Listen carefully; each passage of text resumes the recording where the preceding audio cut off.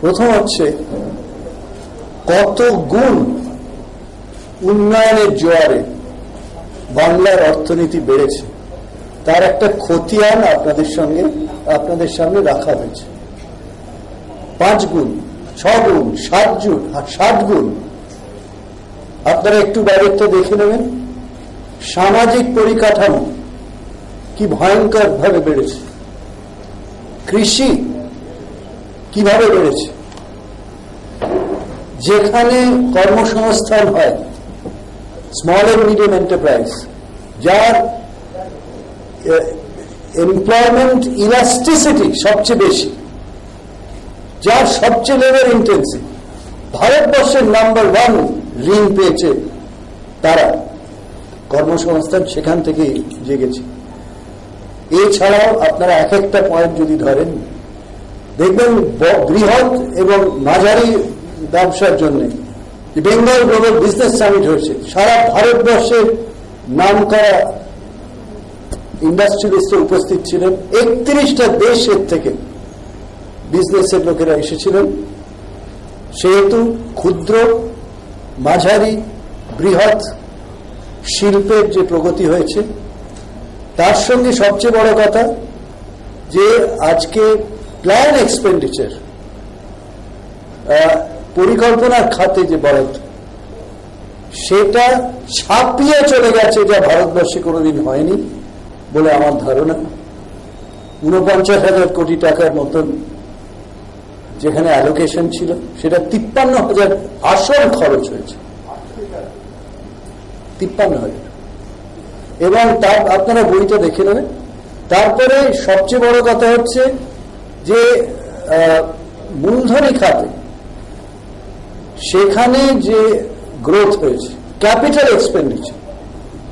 আপনারা জানেন যে ক্যাপিটাল এক্সপেন্ডিচার বাড়লে অ্যাসেট ক্রিয়েশন হয়, সম্পদ তৈরি হয়, স্থায়ী সম্পদ।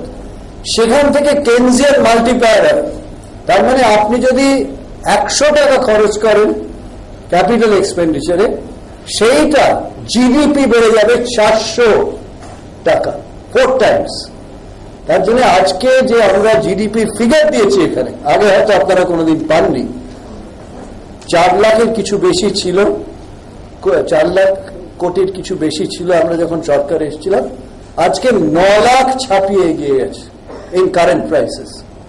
সেহেতু প্রথম প্রশ্ন হচ্ছে যে উন্নয়ন যে জোয়ার মমতা বন্দ্যোপাধ্যায়ের নেতৃত্বে পশ্চিমবঙ্গে এসেছে, তার একটি খতিয়ান এই বাজেটে দেওয়া হয়েছে। ধরে ধরে ধরে ধরে প্রত্যেকটি বিষয়ে দেওয়া হয়েছে। দ্বিতীয়, রাজস্বের ক্ষেত্রে যে রাজস্ব যে ডবল হয়েছে তার কথাও বলা হয়েছে, কিন্তু আরো সিম্পলিফিকেশন, সরলীকরণ কিভাবে করা যায় যাতে আরো রাজস্ব বাড়ে।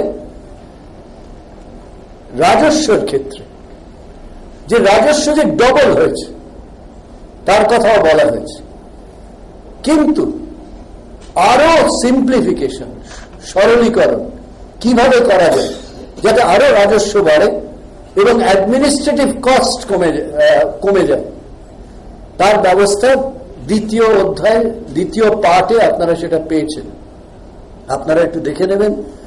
আমি জানি না কোনো ভারতবর্ষের কোন রাজ্য যে একটা সেটেলমেন্ট কমিশন উঠিয়ে দিতে পারে।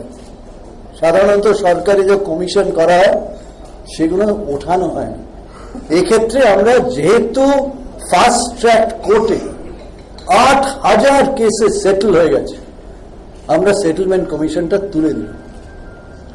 এইভাবে আপনারা যদি ধরে ধরে দেখেন যে ট্যাক্স রিফর্ম, রাজস্বের ক্ষেত্রে যে রিফর্ম আনা হয়েছে, আরো ত্বরান্বিত করা হয়েছে, আরো গভীরে যাওয়া হয়েছে, এটা কিন্তু ঐতিহাসিক বলে আমি মনে করি।